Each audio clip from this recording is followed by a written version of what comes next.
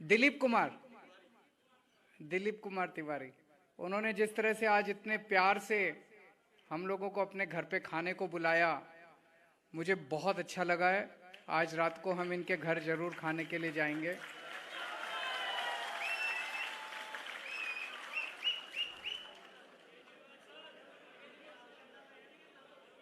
Thank you, love you too. दोस्तों, आपके बीच में आज आके मेरे को अपने दिल्ली के ऑटो वालों की याद आती है। दिल्ली में जब हम पहला चुनाव लड़े थे 2013 में, उसके पहले जब मैं ऑटो वालों के बीच में गया,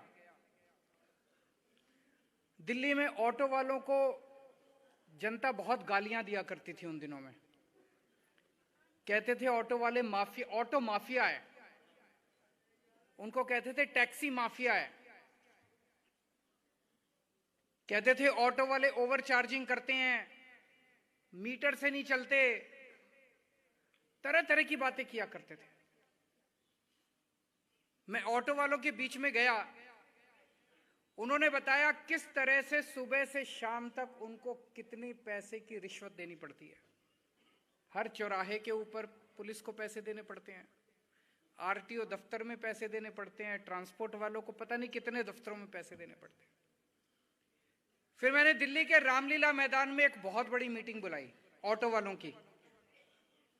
मेरे को कई लोगों ने समझाया, चुनाव लड़ रहे हो, ये ऑटो वालों का साथ मत दो, ऑटो वालों का साथ दोगे जनता नाराज हो जाएगी, जनता इनको नहीं चाहती।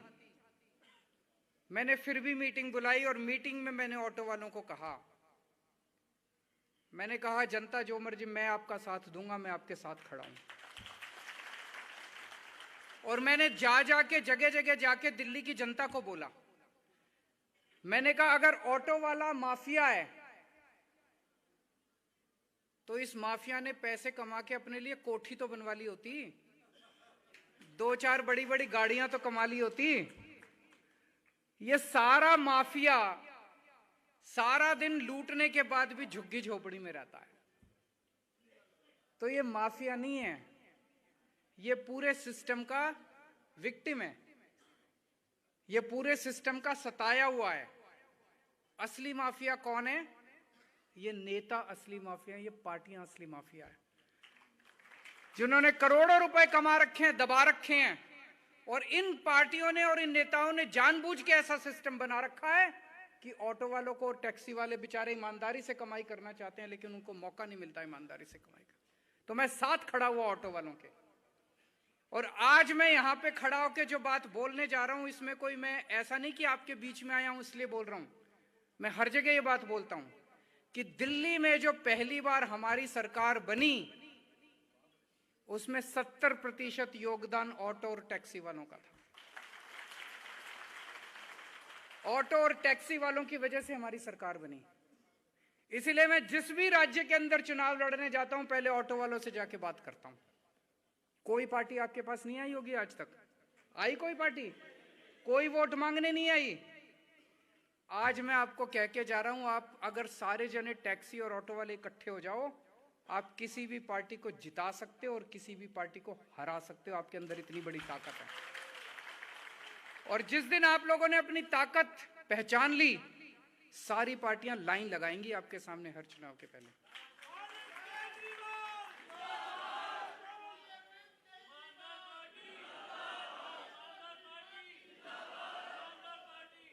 तो ऑटो वालों ने हमारी क्या मदद की? ऑटो वालों ने कैसे जिताया हमको?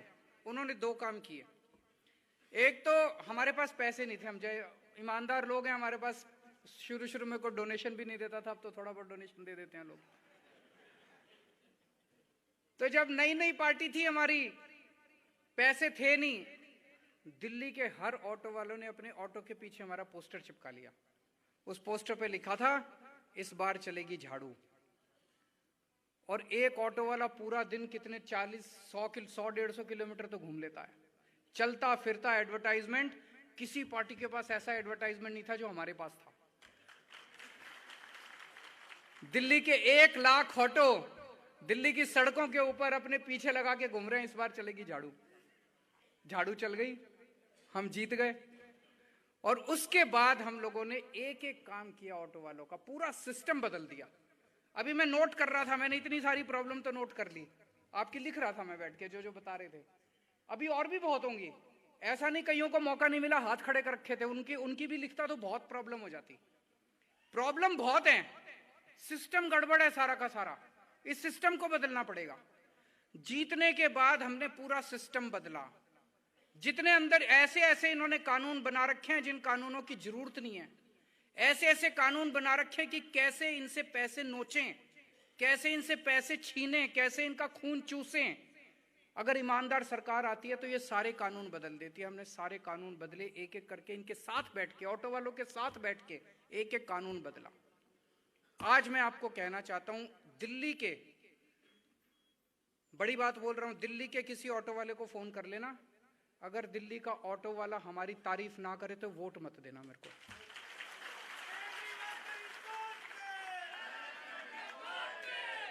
दिल्ली का एक एक ऑटो वाला मेरे को छोटा भाई मानता है, और दिल्ली के कई ऑटो वालों के पास मेरा फोन नंबर है। किसी को कोई दिक्कत होती है सीधा सीएम को फोन करता है, दिल्ली का ऑटो वाला सीधा सीएम को एसएमएस करता है। फोन तो हो सकता है मैं ना उठा पाऊं, एसएमएस करता है और उसका काम होता है। ये ताकत है दिल्ली के ऑटो वालों की। तो दोस्तों, जैसे दिल्ली के ऑटो वाले मेरे को अपना भाई मानते हैं, आज मैं आप लोगों से रिश्ता बनाने के लिए आया हूं, आपका भाई बनने के लिए आया हूं, आपका भाई बनने के लिए आया हूं। बनाओगे अपना भाई? आपका भाई बनने के लिए आया हूं। जैसे भाई होता है, घर में कोई समस्या हो जाए, कोई बीमार हो जाए, किसी को पैसे की जरूरत पड़ जाए, कोई समस्या हो जाए, आप भाई के पास जाते हो ना, तो आपकी सारी समस्याओं की जिम्मेदारी लेने के लिए आया हूं। केवल ऑटो की नहीं, घर में बच्चे की पढ़ाई ठीक नहीं हो रही, मेरे पास आ जाना। घर में कोई बीमार है, मेरे पास आ जाना। ऑटो ठीक नहीं चल रहा, मेरे पास आ जाना। टैक्सी ठीक नहीं चल रही, मेरे पास आ जाना। सारी समस्याओं की जिम्मेदारी लेने के लिए आया। आज मैं लुधियाना में आपके बीच में आपके साथ 2 घंटे से बैठा हूं, इसीलिए इसी से साफ जाहिर है, आज तक कोई पार्टी ने आपको नहीं बुलाया होगा, किसी पार्टी ने आपके साथ मीटिंग नहीं करी होगी। और अगर मेरे को मीटिंग वैसे ही करनी होती, मैं आता, भाषण देता और चला जाता। पिछले 2 घंटे से बैठ के एक एक की बात सुन रहा हूं, नोट कर रहा हूं मैं। इसका मतलब नीयत साफ है कि नहीं है? नीयत साफ है, समस्याओं का समाधान करना चाहता हूं। तो दिल्ली में खूब काम किए। पहले तो छोटे छोटे, दिल्ली में सबसे, जैसे मैंने बताया कि किराया कई सालों से नहीं बढ़ा था, हमने दिल्ली के ऑटो वालों का, टैक्सी वालों का किराया बढ़ाया। कैसे बढ़ाया? पहले क्या होता था, 4 अफसर बैठ जाते थे और वो अपनी कुछ भी, अफसरों को क्या पता ऑटो कैसे चलता है? पता है अफसरों को? उनको क्या पता दफ्तर के अंदर ऑटो कैसे चलता है? उनको क्या पता ऑटो वालों की क्या समस्या है? हमने एक कमेटी बनाई, उसमें 2 अफसर थे, बाकी सारे ऑटो वाले थे। ऑटो वालों ने अपना किराया खुद तय किया। अब इसमें आप सोचिए, पते की बात है, ऑटो वाला कभी भी ज्यादा किराया तय नहीं करेगा, क्योंकि ऑटो वाले को पता है मैंने ज्यादा किराया तय कर दिया तो सवारी नहीं बैठेगी। तो ऑटो वाला उतना ही किराया तय करेगा जितना उसका घर का खर्चा भी चल जाए और सवारी भी बैठे। जैसे दिल्ली के अंदर ओला उबर चलती है, ऑटो वाले को पता है अगर मैंने ज्यादा किराया तय कर दिया तो ओला उबर में बैठना चालू कर देंगी सवारियां। तो उन्होंने उतना ही किराया तय किया कि उनका धंधा भी चलता रहे और सवारी के ऊपर भी आंच ना आए। तो हमने उन्हीं की कमेटी बना दी, तुम ही तय कर लो अपना। उन्होंने खुद ही तय किया किराया। तो सबसे बड़ी बात, पंजाब के अंदर भी एक ऐसा कॉरपोरेशन बनाएंगे जिसके अंदर ऑटो और टैक्सी वालों को ऊपर टॉप लेवल पे रखेंगे। तो जितनी भी पॉलिसी बनेगी पंजाब में, वो पॉलिसी सारे, आज सबसे बड़ी प्रॉब्लम मैं देखता हूं हर जगह ये है कि जो भुक्तभोगी है उससे पूछा ही नहीं जाता, सरकारें पॉलिसी पे पॉलिसी, पॉलिसी पे पॉलिसी बना देती।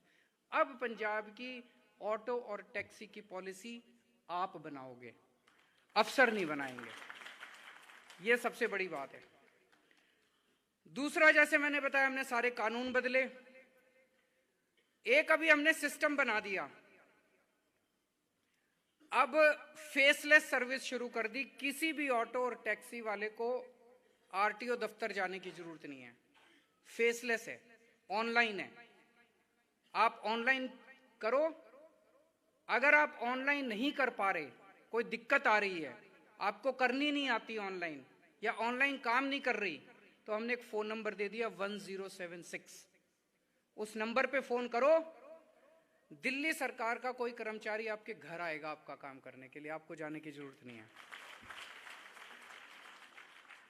आने के पहले वो आपसे पूछेगा क्या काम है, आप बताओगे जी ये काम है, वो आपको बताएगा ये कागज लगेंगे, ये कागज तैयार रखना। फिर पूछेगा कितने बजे आऊं। आप अगर उसको रात का भी टाइम दोगे ना, जी मैं 10 बजे आना, मैं तो ड्यूटी से 10 बजे आता हूं, तो रात को 10 बजे दिल्ली सरकार का कर्मचारी आपके घर आके आपका काम करके जाएगा।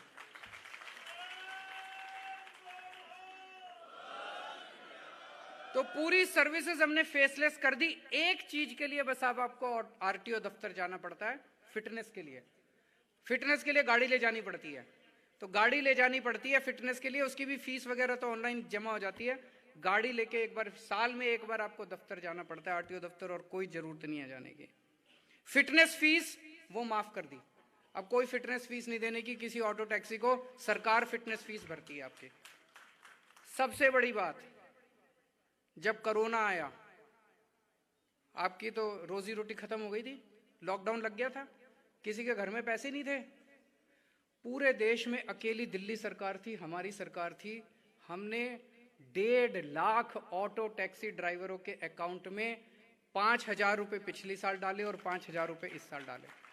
10-10 हजार रुपए हमने 1.5 लाख टैक्सी वालों को, हर टैक्सी वाले को 10-10 हजार रुपए दिए। 1.5 लाख को दिए, कितने बने? 150 करोड़ रुपए।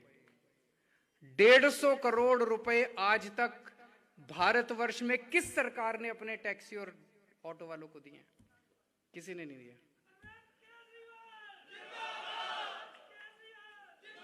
इसीलिए कह रहा हूं, भाई बनने आया हूं मैं भी चाहता तो ये लिख लिए थे मैंने, हाँ जी आपकी पार्किंग नहीं है, हमारी सरकार आई पार्किंग करेंगे। चंडीगढ़ ऑफिस, हाँ जी हमारी सरकार आई चंडीगढ़ ऑफिस ठीक कर देंगे। आरसी वायलेशन होता है, मैं भी कह देता ये करने, वो नहीं करने आया, आपसे रिश्ता बनाने के लिए आया हूं। आपके सुख में, आपके दुख में आपके साथ खड़ा रहूंगा मैं।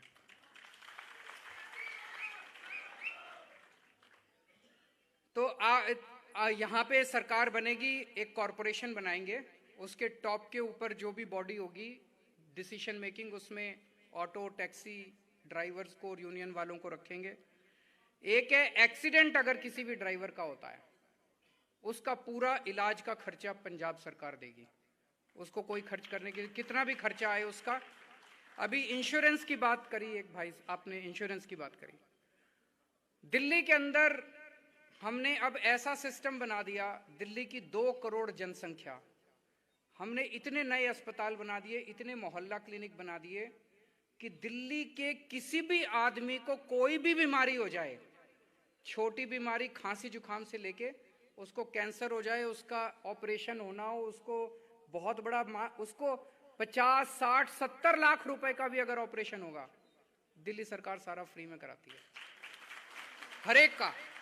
2 करोड़ के 2 करोड़ लोगों का, तो अलग से ऑटो वालों के लिए बनाने की जरूरत ही नहीं है। आप भी पंजाब के लोगों में, तो पंजाब में सरकार बनेगी, ऐसा होना चाहिए नहीं होना चाहिए दिल्ली कि पंजाब की सारी जनता का सारा इलाज मुफ्त, क्रोसिन की टेबलेट से लेके और 70-80 लाख रुपए का भी अगर आपका ऑपरेशन होगा, पंजाब सरकार कराएगी।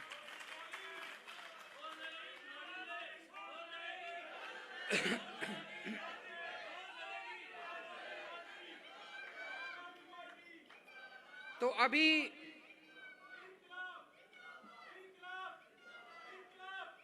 बस अच्छा, बहुत अच्छा, ताली बजा दो सब लोग एक बार इनके लिए। बहुत अच्छा, बहुत अच्छा।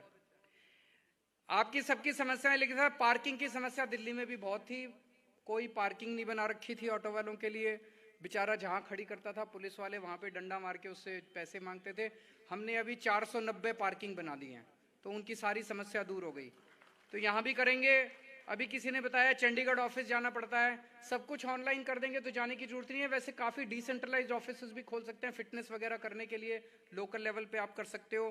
दिल्ली की जो जो समस्याएं आप बता रहे थे भाई साहब, यहाँ पे एक बारी मेरे पास आ जाना, मैं आपको ट्रांसपोर्ट मिनिस्टर जो है दिल्ली के, उनके साथ बिठा दूंगा। जो भी आपकी समस्याएं उनको बता देना, जो बदलने की जरूरत है वो सब ठीक कर देंगे। तो आप अपना फोन नंबर वगैरह किसी को दे दो और मैं आपको बुला लूंगा। और भी जितनी समस्याएं हैं, 5 लाख गाड़ी की वेटिंग पासिंग रुकी हुई है, 3 साल तक पासिंग, ये सब करेंगे। नियत होनी चाहिए, सब करेंगे।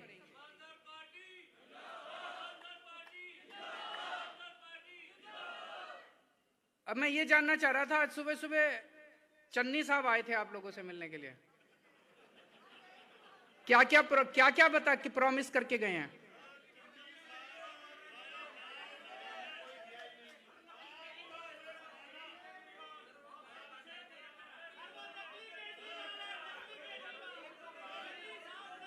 वो क्या क्या प्रॉमिस करके गए हैं? एक मिनट, इनको माइक दे दो, इनके पास आए थे, माइक देना इनको, माइक देना जरा, माइक सुने क्या क्या कह के गए थे।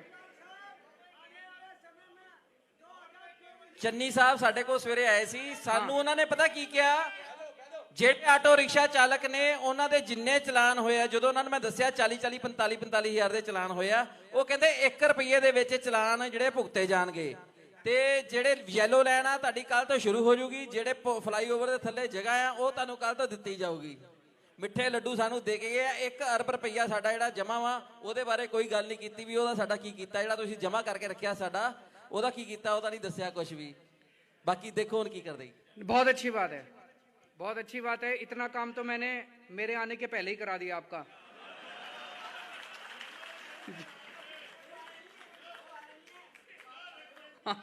मैं